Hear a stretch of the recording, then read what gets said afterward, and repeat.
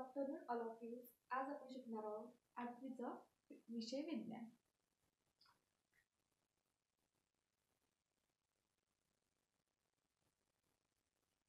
विषय विज्ञान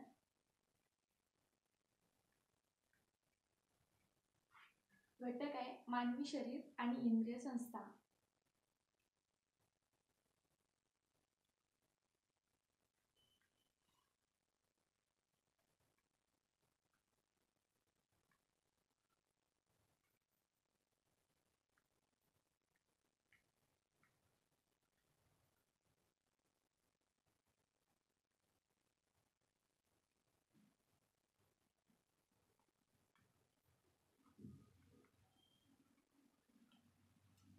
मानवी शरीर व इंद्रिय संस्थामधला उपघटक पाहणार आहोत आपण, तो म्हणजे श्वसन संस्था.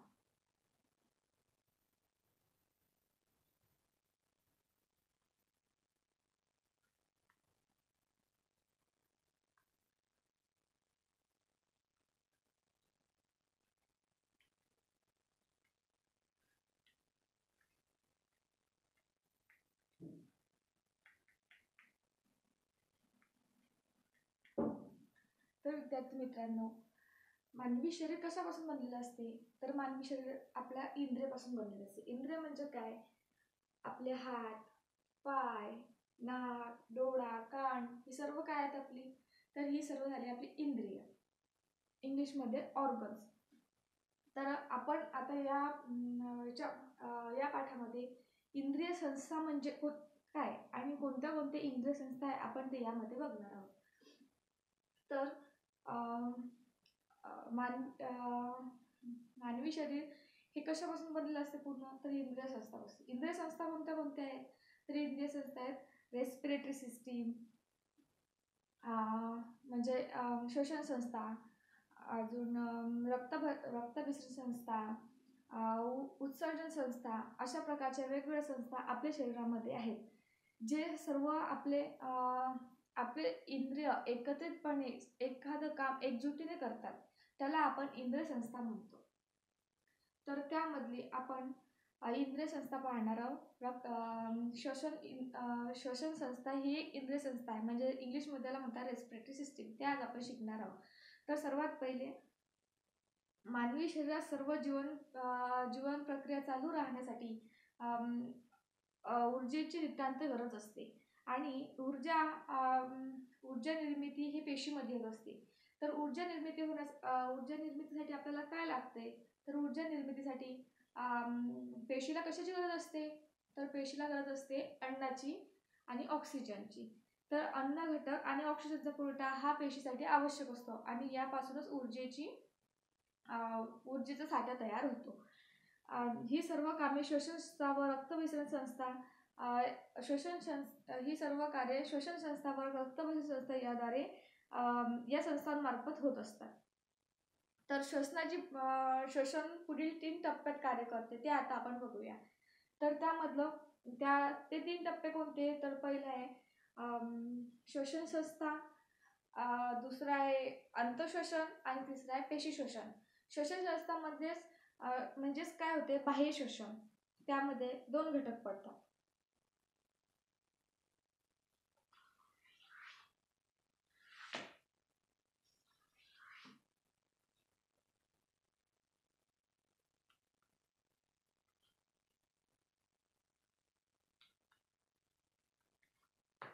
मुख्य मुद्दे त्यामध्ये काय येते? श्वसनाचे 3 प्रकार येतात. पहिले येते बहिःश्वसन, दुसरे येते अंतःश्वसन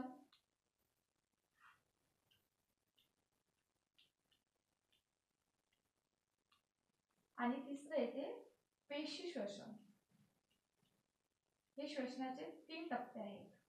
तर आपण ते आता पाहूया. तर पेशी श्वसनाचे 2 भाग पडतात. पहिला कोणता? पहिलं श्वसन श्वास घेणे आणि दुसरा आहे श्वास सोडणे. या पेशी श्वसन मध्ये हे 2 भाग पडतात. श्वास घेणे आणि श्वास सोडणे. दुसरा श्वास सोडणे.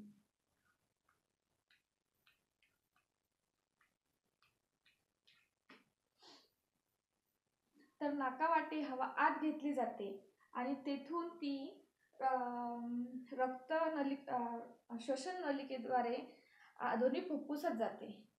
जे आपण श्वास आतमध्ये घेतो ती श्वसन संस्थेद्वारे नाकाद्वारे जे आपण हवा आतमध्ये घेत असतो ती श्वसन नलिकेद्वारे आपल्या दोन्ही फुफ्फुसामध्ये जाते. त्याला आपण काय म्हणतो? श्वास घेणे. आणि फुफ्फुसात घेतलेल्या हवेतील ऑक्सिजन असते तो रक्तात जातो आणि जेव्हा आपण सोडतो कार्बन डायऑक्साईड हा उच्च श्वासासाठी आपण बाहेर सोडतो, याला म्हणतात श्वास सोडणे. त्यामधलं दुसरं आहे अंतःश्वसन. अंतःश्वसन म्हणजे शरीरातील सर्व पेशी, शरीरामधले आपले सर्व पेशी आणि रक्त या दरम्यान होणाऱ्या वायूंच्या देवाणघेवाणीला आपण अंतःश्वसन म्हणत असतो. रक्तातून पेशीमध्ये O2 जातो आणि पेशीमधून रक्तामध्ये जो जातो तो CO2 जात असतो. आणि पेशी श्वसन काय असते? ऑक्सिजनमुळे पेशीमधील ग्लुकोजचे जे प्रमाण असते ते विद्राव्य घटकांचे मंदज्वलन होते. ग्लुकोज सारख्या घटकांचे मंदज्वलन होते आणि त्याचे ATP मध्ये रूपांतर होते. त्याचबरोबर CO2 आणि जलबाष्प हे निरुपीक पदार्थ असतात ते बाहेर पडतात. त्याला आपण पेशी श्वसन म्हणतो. तर पेशी श्वसनचे समीकरण काय आहे? पेशी श्वसनचं समीकरण आहे C6H12O6 म्हणजे glucose. C6H12 plus 6O2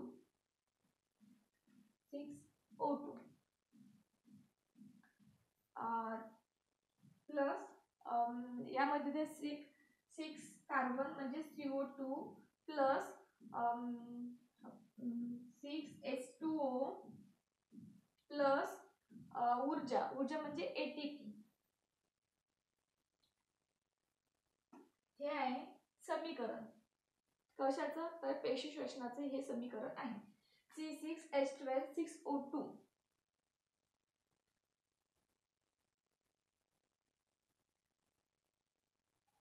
plus C6CO2 plus C6H2O plus ATP हे समीकरण आहे. आणि आता पाहूयात आपण रक्ताभिसरण श्वसन संस्था रेस्पिरेटरी सिस्टीम. तर रेस्पिरेटरी सिस्टीम मध्ये सर्वात पहिल्या रेस्पिरेटरी सिस्टीम कशापासून बनलेली असते? तर आपले जे इंद्रिय आहे त्यापासून, त्यालाच आपण श्वसन संस्था म्हणतो. त्यामध्ये कोणते इंद्रिय सहभागी असतात? तर श्वसन संस्थेमध्ये सर्वात पहिले नाक, त्यानंतर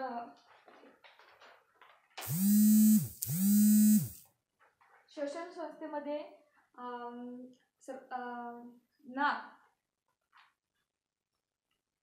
नाक, दुसरा आहे घसा, तिसरा आहे श्वास नलिका म्हणजेच फॅरिक्स,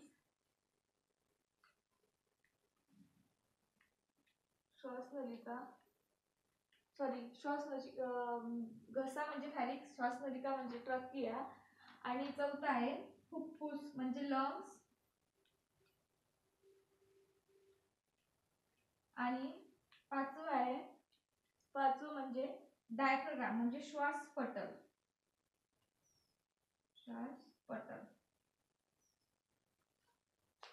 या 5 भागामध्ये हे जे 5 अवयव याची मिळून आपली रेस्पिरेटरी सिस्टम बनलेली असते. तर सर्वप्रथम आपण बघूया नाक. आपल्या श्वसन क्रियेमध्ये नाकाचा सर्वात महत्त्वाचा ऑर्गन आहे नाक. तर श्वसन क्रिया व श्वसन संस्थेची जी सुरुवात असते ते कुठून पासून होते? नाकापासून होत असते.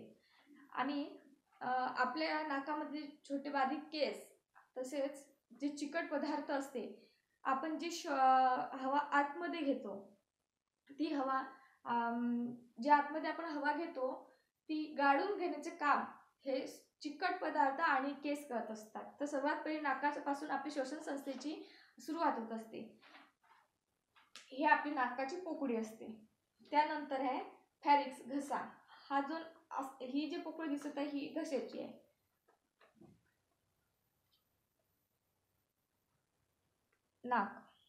नाकाची पोकळी सर्वांपासून आपल्या श्वसन संस्थेची सुरुवात नाकापासून होत असते.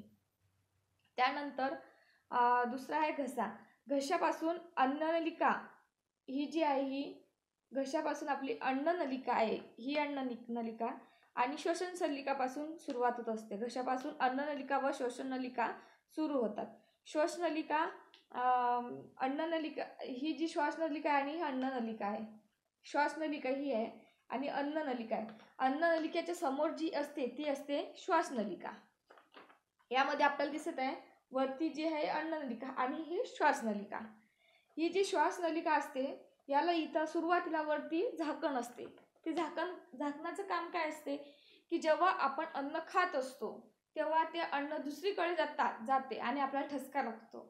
ते होऊ नये म्हणून इथे एक झाकण असते. हे झाकण जेव्हा आपण अन्न खातो तेव्हाच हे झाकण बंद होते श्वासनलिकेचं आणि इतर वेळेस हे झाकण उघडलेले असते. त्यामुळे फक्त जेवण करतानाच हे बंद असते कारण आतमध्ये कुठलाही कण अडकू नये यासाठी हे श्वासनलिकेला वरती झाकण असते. इतर वेळेस घशामधून आपल्याला हवा आत फुफ्फुसामध्ये जात असते. यामध्ये आपल्याला दिसत आहे अन्ननलिका आणि खाली श्वासनलिका. आणि तिसरा आहे दुसरं फॅरिक्स म्हणजे हा घशाच्या खाली येते ही श्वसन नलिका आणि अन्ननलिका हीच आहे. घशाच्या खाली जी असते ही अन्ननलिका आणि त्याच्या खाली असते ती श्वसन नलिका. इथं या दोन याच्यामध्ये जे दिसते इथं याला झाकण असते. ते नेहमीसाठी उघडं असते. फक्त जेव्हा आपण जेवण करतो तेव्हा हे झाकण बंद झालेले असते. झाकण श्वसन नलिका बंद करून घेते. त्यानंतरचा आहे त्यानंतरचा पार्ट आहे फुफ्फुस म्हणजेच लंग्स. जे लंग्स आपल्या छातीची पोकळी असते त्या पोकळीच्या जी आपली ही जे पूर्ण छाती आहे याच्यामध्ये जी पोकळी असते हृदयाच्या डाव्या छातीच्या पोकळीत म्हणजे हृदयाच्या डाव्या आणि उजव्या बाजूला आपले एक फुफ्फुस असते. छातीच्या पोकळीचा बराचसा भाग आपली जी छाती आहे याच्या पोकळीचा जो बराचसा भाग आहे हा बराचसा भाग फुफ्फुसाने व्यापलेला आहे. आणि हृदयाच्या मागे हे दोन फुफ्फुस लपलेले असतात. त्यामुळे फुफ्फुसाचा बराचसा भाग हा झाकलेला असतो. तसेच फुफ्फुसावरती एक आवरण असते त्याला आपण प्ल्युरल म्हणतो. फुफ्फुस आवरण असे आपण त्याला म्हणतो. फुफ्फुसे कसे असतात तर फुफ्फुसे हे स्पंजाप्रमाणे एकदम सॉफ्ट असतात. दोन फुफ्फुस एक डाव्या साईडला असतात आणि एक उजव्या साईडला असते. तसेच हे जे फुफ्फुस असते हे कशाने बनलेलं असते तर हे छोटे छोटे वायुकोश असतात. एकदम बारीकशे वायुकोश त्याला हे वायुकोश छोटे छोटे कप्पे असतात. या छोटे छोटे जे कप्पे असतात या छोट्या कप्प्यापासून आपलं फुफ्फुस बनलेलं असते. आणि यांना आपण वायुकोश असं म्हणतो. हे जे छोटे दिसते आपल्याला छोटे कप्पे एकदम याला आपण वायुकोश असं म्हणतो. त्याचप्रमाणे वायुकोशाच्या भोवती जे आणि ही पण डायग्राम आहे ही वायुकोशाची. ही जे वायुकोशाच्या भोवती जे आवरण दिसते हे आवरण एकदम पातळसं असते. एकदम केशवाहिन्याचं जे असते ते दाट असते. वायुकोशाच्या अत्यंत दाट जाडी असते आणि त्याचा जो पडदा असतो तो अत्यंत पातळ असतो. कारण वायुकोशातील जे आवरण असते ते अत्यंत झिरझिरतं असते. तसेच केशवाहिन्याचे जे आवरण आहे म्हणजे ही जी केशवाहिनी आहे याचे आवरण जे असते हे एकदम पातळ असते. कारण याचे कारण काय आहे पातळ असण्याचे की हे पातळ असते ना कारण जी हवा आतमध्ये जाते आणि आतमधली बाहेर जाते ते सोप्या रीतीने आतमध्ये जाते आणि तिथून बाहेर पण आपण सोडू शकतो. कारण हे आवरण जे असते हे पातळ असते. तिथून हवेचा प्रवाह आत आणि बाहेर म्हणजे इझिली होऊ शकतो, सहज होऊ शकते. फुफ्फुसात असंख्य वायुकोश असल्यामुळे जे वायूंच्या देवाणघेवाणीची जी फार विस्तृत पृष्ठभाग उपलब्ध असतो. यामुळे फुफ्फुसामध्ये आपल्या सहजपणे हवा जाते आणि हवा आपण बाहेर पण सोडू शकतो. फुफ्फुसामध्ये वायुकोशांची जी रक्त वाहत असतात तर रक्त वाहत असताना वायूची सतत देवाणघेवाण असते रक्तातील तांबड्या पेशी ज्या असतात, ह्या रक्तामध्ये इथं तांबड्या पेशी आपल्याला दाखवलेल्या आहेत. ह्या ज्या तांबड्या पेशी असतात तर त्या हिमोग्लोबिन लोहयुक्त प्रथिने असतात. वायुकोशात दिलेल्या हवेतील ऑक्सिजन असते तो हिमोग्लोबिन शोषून घेत असतो. आणि जे जलबाष्प आणि रक्तातून बाहेर काढलेले जाऊन जे आपण श्वास घेतो त्या वाटेत ते बाहेर टाकल्या जाते. हे वायुकोशाचे आवरण आहे. आणि ही जी दिलेली असते इथून हवा आत जाणे येण्याचे काम असते. आणि हे ज्या पेशी दिसत आहे ह्यामधल्या तांबड्या पेशी आहेत. आणि हे जे होत आहे हे केशवाहिन्या आहे, छोट्या छोट्या दिसतात. ह्या केशिकेमध्ये वहन होत आहे यांचं. आणि 5वा आहे श्वासपटल. श्वासपटल म्हणजे काय असते, आपली जी बरगड्यांनी बनलेली जी पोकळी असते, आपल्या इथं जी एकदम पोकळ जागा असते बरगड्यांनी बनलेली त्याच्या आणि हृदयाच्या मध्ये जी पोकळी असते त्या दोघांच्या मध्ये पोटाची पोकळी आणि बरगड्यांमध्ये जी पोकळी असते त्याच्यामध्ये हे श्वासपटल असते. हे जे दिसते ही छातीची पोकळी आणि ही आपल्या पोटाची पोकळी, यामध्ये ही श्वासपटल असते. तर श्वासपटलाचं काम काय असते, जेव्हा ह्या पडद्याला आपण एकदम जो पडदा असतो श्वासपटलाचा एकदम पातळ असतो, याला आपण श्वासपटल म्हणत असतो. तर श्वासपटलाचं काय असते, श्वासपटल हे उदर पोकळी व छातीच्या पोकळी यांच्या दरम्यान असते. आणि बरगड्यांची आपली ज्या बरगड्या किंचित वर उचलल्या जातात आणि श्वासपटल खाली जाते तेव्हा फुफ्फुसावरचा दाब कमी होतो आणि श्वास आतमध्ये घेतला जातो. आणि तसेच जेव्हा बरगड्या जागच्या जागी असतात आणि श्वासपटल असते ते खाली जाते तेव्हा आपल्या फुफ्फुसावर जो प्रेशर येतो म्हणजे दाब येतो एक प्रकारचा. आणि त्या दाबामुळे दाब आल्यामुळे आपल्या फुफ्फुसावर असा ताण येतो आणि जी आपण हवा आत घेतलेली असते ते आपण बाहेर सोडू शकतो. आणि श्वासपटल सतत वर आणि खाली होणे हे अत्यंत आवश्यकतेच आहे, कारण याची हालचाल श्वासोच्छवासासाठी असणे आवश्यक आहे. हे झालेली आपली श्वसन संस्था. यावरती पेपरमध्ये क्वेश्चन पण विचारू शकतात. श्वसन संस्थेचे कार्य सांगा. आजचा गृहपाठ आहे श्वसन कोणत्या 3 टप्प्यांमध्ये होते आणि श्वसन संस्थेची रचना व कार्य सविस्तर सांगा. थँक्यू.